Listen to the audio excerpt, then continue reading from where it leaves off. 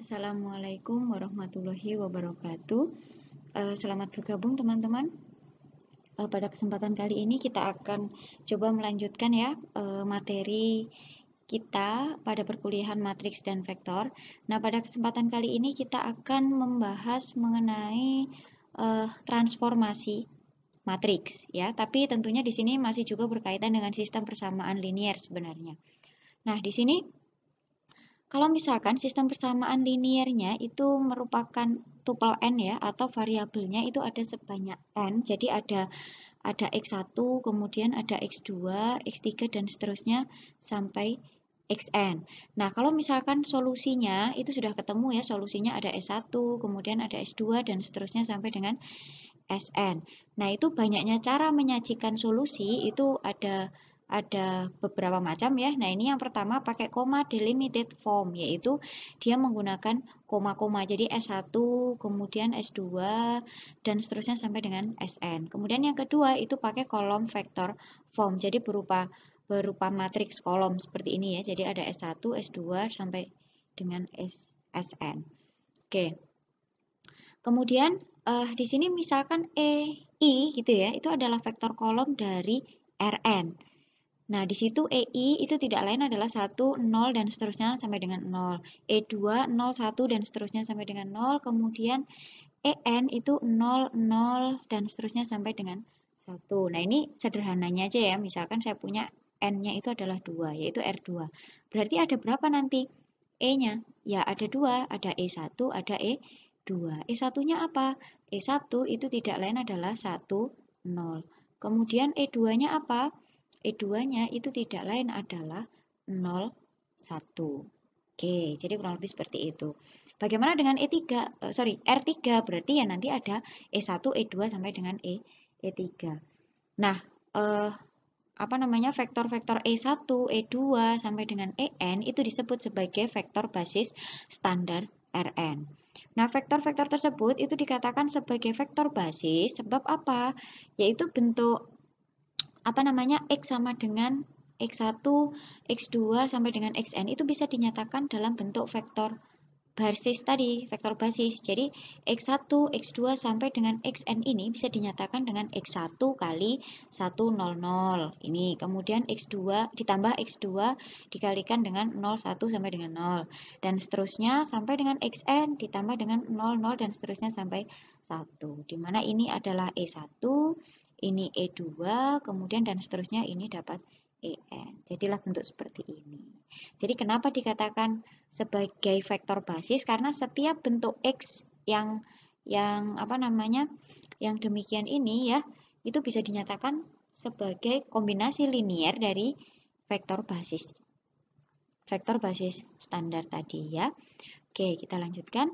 Nah, di sini misalkan saya punya sistem persamaan linier ya. Sistem persamaan liniernya seperti itu. Jadi SPL-nya ini ada Xn ya sampai dengan Xn ya. Jadi misalkan W1 itu sama dengan ini, A11, A12, A1n, Xn dan seterusnya. Kemudian ada sebanyak M persamaan ya. Di sini ada M persamaan. Kemudian di sini berarti bentuk sistem persamaan liniernya seperti ini ya. Nah, ini kita bisa menyatakan dalam bentuk matriks ya. Kita bisa menyatakan dalam bentuk matriks. Bentuknya seperti apa? Ya ini. Yang sebelah kiri ini saya nyatakan dengan bentuk matriks seperti ini W1, W2 sampai dengan Wm atau vektor kolom ya. Kemudian yang di sini adalah matriks koefisiennya. Kemudian di sini ada X1, X2 sampai dengan Xn-nya. Di sini ada variabelnya. Nah, bentuk yang demikian ini ya, ini yang sangat berkaitan dengan transformasi. Ya. Nah, di sini diberikan suatu bentuk ya, ada TA itu pemetaan dari Rn ke Rm. Kenapa bisa seperti itu? Kenapa kok dari Rn bisa ke Rm? Nah, ini bisa kita lihat dari sistem persamaan liniernya tadi. Kalau kita lihat di sini kan ada sampai dengan Xn ya. Variabelnya tadi kan ini sampai dengan Xn. Berarti di sini kan elemen dari Rn. Nah, kemudian setelah nanti ditransformasikan, setelah nanti dioperasikan, itu hasilnya sampai dengan M kan yang di sini. Berarti ini anggota dari Rm. Nah, makanya ini bisa dikatakan sebagai transformasi yang membawa Rn ke Rm, di mana bentuk tersebut dapat dinyatakan sebagai W sama dengan AX. Maksudnya mana W sama dengan AX itu? W-nya ini, kemudian matrik ini adalah matrik A-nya, kemudian di sini adalah X-nya. Ya, jadi kurang lebih seperti itu. Oke, kemudian bisa juga TA tadi dinyatakan dengan itu W sama dengan TAX, yaitu suatu apa ya ini, kayak suatu fungsi gitu ya, yang dikerjakan pada X. Nah, ini definisinya seperti ini. Jadi jika F dengan domain Rn dan kodomain Rm, maka fungsi F dikatakan sebagai transformasi dari Rn ke Rm atau pemetaan F dari Rn ke Rm dinotasikan dengan F dari Rn ke Rm, bentuknya seperti itu. Nah, jadi ini sebenarnya berkaitan dengan F yang atas tadi, ya. Oke, nah pada saat M sama dengan N, ya, yang di sini ini tadi sama dengan M di sini, maka F-nya atau T yang tadi itu bisa disebut sebagai operator pada Rn. Oke, jadi kurang lebih seperti itu. Apa itu transformasi, kemudian apa itu operator, ya. Jadi kalau operator itu domain dengan kodomainnya itu sama, ya, daerah asal dengan daerah kawannya itu sama, itu dinamakan dengan operator. Oke, sebagai contoh di sini saya punya transformasi matrik, ya. Di sini berarti dari R4 dibawa ke R3, ya. Di sini ada X1, kemudian X2, X3, kemudian ada X4. Ini nanti akan dibawa ke W1, W2, W3 melalui sistem persamaan itu. Nah, kira-kira caranya seperti apa ya? Nah, ini bisa kita nyatakan sebagai ini, W sama dengan AX, seperti ini ya. Kira-kira bagaimana sih kalau kita nyatakan dalam bentuk seperti ini? Nah, ini bisa saya tulis di sini ada W1, W2, ada W3, begitu ya. Kemudian matrik A-nya apa? Matrik A-nya itu tidak lain adalah matrik koefisien 2, min 3, 1, min 5, kemudian 4, di sini 1, min 2, 1, kemudian 5, min 1, 4, kemudian di sini ada 0. Kemudian di sini ada X1, kemudian X2, X3, dan X4. Nah, berarti kita membawa X1, X2, X3, dan X4 itu kita arahkan nanti agar hasilnya berupa W, ya. Ada W1, W2, dan W3. Oke, nah di sini misalkan saya punya X-nya ini. X-nya adalah 1 min 3, 0, 2. Kira-kira nanti hasil transformasinya seperti apa? Gitu.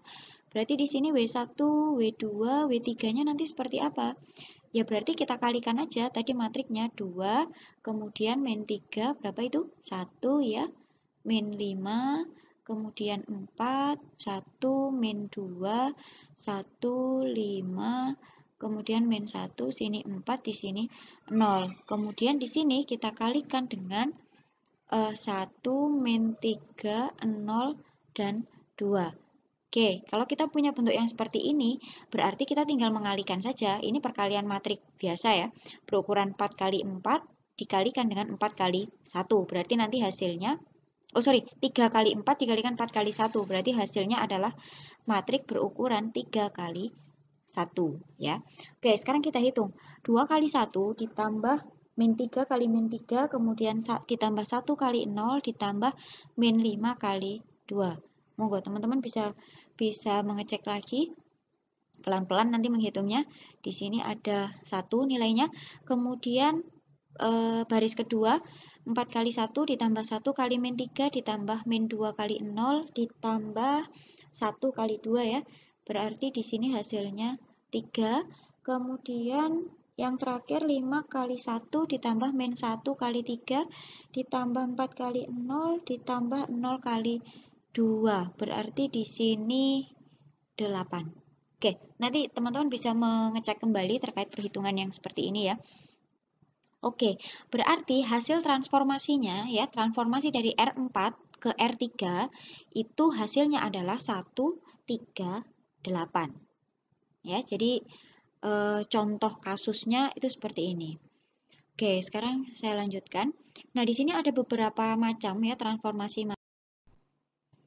7.2 ya, contoh 7.2 itu jika saya punya 0 itu adalah matriks 0 yang berukuran, mohon maaf di sini harusnya berukuran ya, berukuran M kali N, kemudian T0X yaitu yang didefinisikan dengan 0 kali X itu sama dengan 0. Nah, kira-kira kalau seperti ini apa ya? Kalau tadi kan TA ya, TAX gitu ya. TAX. Nah, ini W itu saya bisa menyatakan dengan W sama dengan TAX. Di mana A ini adalah matriks pengalinya. Nah, di sini 0 di sini apa? Ya ini tadi 0 itu adalah matriks 0. Jadi matriks 0 yang berukuran M kali N. Jadi di sini nanti matriks pengalinya itu adalah matriks 0. Untuk kasus yang demikian, TA yang sama dengan T0 ini ya. Jadi TA-nya sama dengan T0 ini disebut sebagai transformasi 0 dari Rn ke Rm. Oke, itu transformasi 0. Kemudian untuk contoh selanjutnya itu ada misalkan saya punya I itu adalah matriks identitas ya. I-nya matriks identitas, kemudian dia berukuran N kali N. Diingat, matriks identitas itu harus berupa matriks persegi, berarti jumlah baris dan jumlah kolomnya harus sama.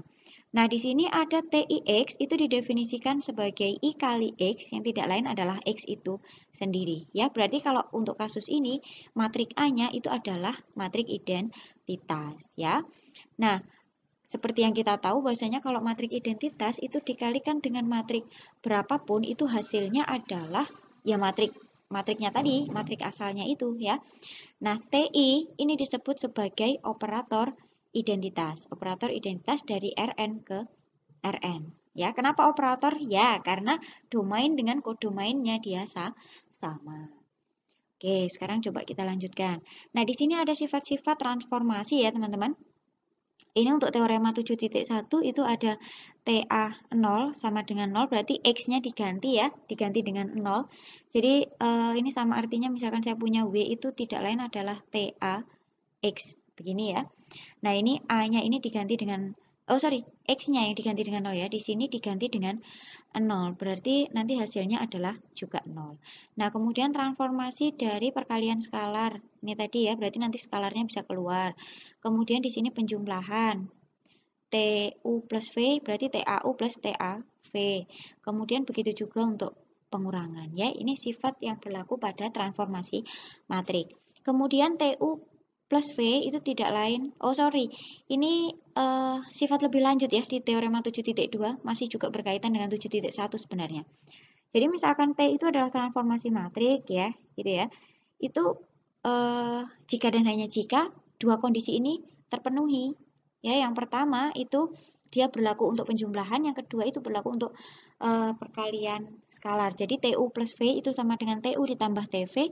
Kemudian yang kedua TKU itu sama dengan K kali TU. Ya. Jadi bisa dikatakan transformasi linier itu jika memenuhi dua kondisi ini, dan itu berlaku jika dan hanya jika ya, berarti bolak-balik. Jika kiri maka kanan, jika kanan maka kiri. Bisa seperti itu. Oke, sekarang kita lanjutkan. Transformasi matrik itu berkaitan dengan matrik standar ya. Nah, sebelumnya bagaimana sih cara menemukan matrik standar? Nah, di sini diberikan dua tahapan untuk menentukannya, yaitu yang pertama kita menentukan bayangan dari vektor basis standar EI pada Rn tadi ya, masih ingat ya. Jadi ada E1, E2 dan seterusnya itu kita masukkan pada ininya, transformasi yang diberikan. Kemudian dari hasil pada tahap 1 itu kita susun, di mana komponen kolomnya itu yang kita dapatkan pada langkah 1 tadi, itu kita susun sehingga mendapatkan bentuk matrik yang baru. Nah, matrik yang baru itu tadi itu namanya adalah matrik standar. Oke. Nah, sekarang sebagai contoh ini. Di sini saya punya T-nya itu adalah dari R2 ke R2, berarti dia berupa operator ya di sini ya. Nah, di sini bentuknya seperti apa? Ini bentuknya. Jadi 2x1 plus x2, x1 min 3x2 min x1 plus x2. Kalau kita mencari matriks standarnya, berarti kita masukkan vektor basisnya tadi ya. Karena R2 berarti ada E1 dan E2.